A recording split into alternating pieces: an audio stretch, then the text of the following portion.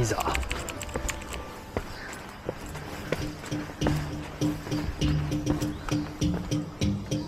おお、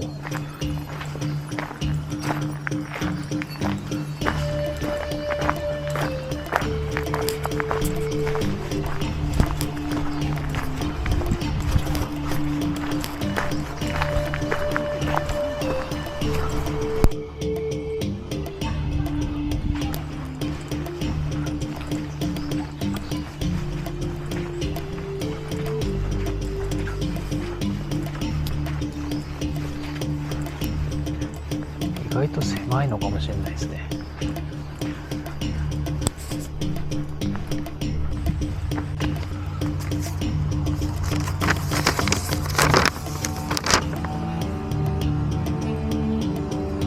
もう湿地は抜けたから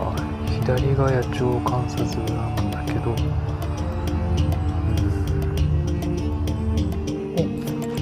お、なんかいるけど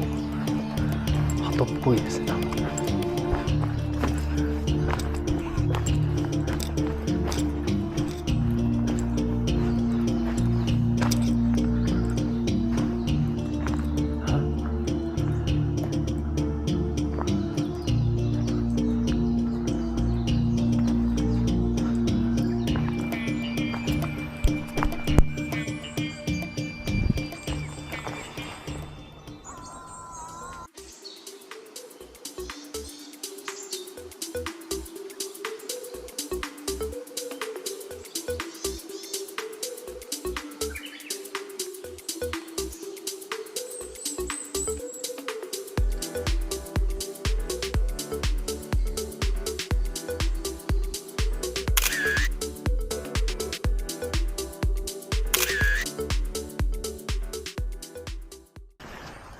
さっき出会ったバーダーさんはカッコウが取れたって言ってたんですけど、